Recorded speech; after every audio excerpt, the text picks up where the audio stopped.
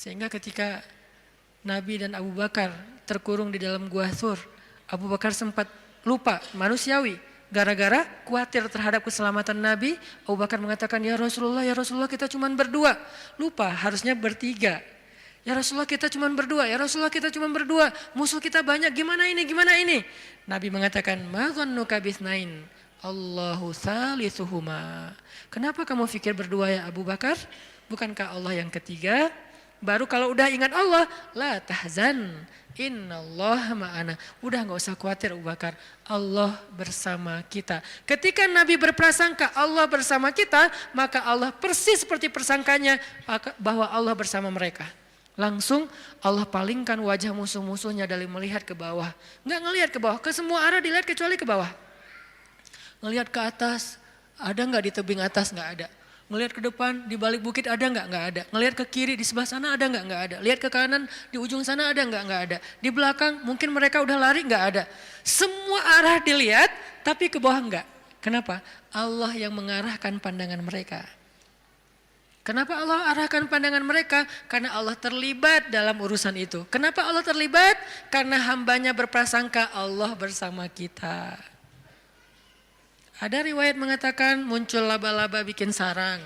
Ada riwayat mengatakan muncul merpati bikin sarang di situ. Tetapi riwayat yang paling kuat, walaupun kita respect dengan semua pendapat ulama, tapi yang paling kuat di antara semua pendapat itu, memang Allah palingkan wajah mereka untuk tidak melihat ke bawah.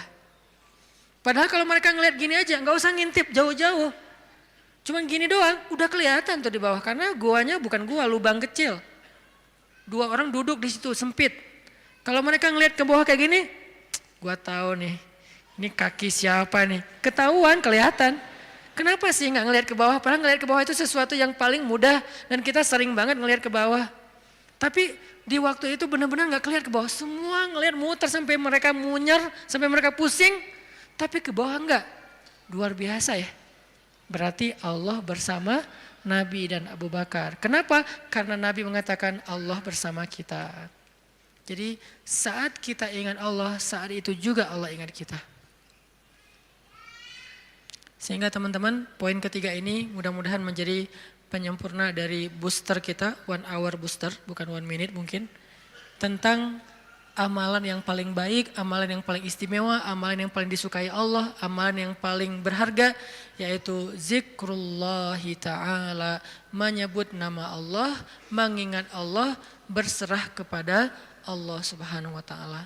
Mudah-mudahan kita termasuk orang yang bisa banyak zikir setiap harinya. Kalau lagi sedih, panggil Allah. Ya Allah, saya lagi sedih. Sebelum kita panggil, ya netizen. Panggil Allah dulu. Jangan panggil netizen. Karena dia tuh sok tahu, sok benar. Maha tahu, kalau mau bilang maha nggak boleh. Sok tahu, sok benar. Benar terus, nggak pernah salah, kita yang salah. Dan dia lebih tahu masalah kita daripada kita sendiri. Nah itu netizen. Makanya jangan ngomong ke netizen. Jangan ngomong ke grup dulu. Teman-teman, geng aku lagi ada masalah nih. Sebelum ke yang lain, bahkan sebelum ke pasangan halal kalau kita udah punya pasangan. Sebelum kita ke orang tua, kalau kita masih punya orang tua. Bilang, ya Allah. Harus Allah dulu. Kenapa? Karena cuma Allah yang tahu jawabannya. Yang lain itu gak tahu kalau Allah gak ngasih tahu. Dia tuh nggak tahu, terbersit pun nggak di kepala dia kalau Allah nggak titip di kepala dia untuk kita. Jadi Allah dulu, ya Allah, saya lagi ada masalah. Ya Allah, hutang saya gede. Ya Allah, saya baru ditolak. Ya Allah, saya baru ditinggalin. Ya Allah, saya dimarahin. Ya Allah, ya Allah, ya Allah. Ya Allah, panggilan yang paling istimewa. Ya Allah, sebelum yang lainnya. Kita biasakan itu ya. Dalam kehidupan sehari-hari kita, ya Allah, ya Allah. Jadi kayak akrab gitu sama Allah, mudah-mudahan dengan kita akrab, Allah juga sayang sama kita. Sehingga kalau kita lagi lemah, setan datang ngegodain kita untuk berbuat dosa, gak berkuasa, kita nolak hawa nafsu, Allah yang nyelamatin kita, bukan diri kita. Kenyataannya manusia itu dhaifah, lemah. Lalu datang setan ngegoda-godain kita kayak berat banget, gak mampu, Allah yang akan nolongin kita. Hampir tergelincir ke jurang neraka, Allah yang nyelamatin kita, narik kita. Hampir meninggalkan kewajiban, malas-malasan, Allah yang nguatin kita. Kalau Allah sayang sama kita. Mudah-mudahan mulai malam ini kita menjadi orang yang dzakirunallaha katsiran wadzakirat.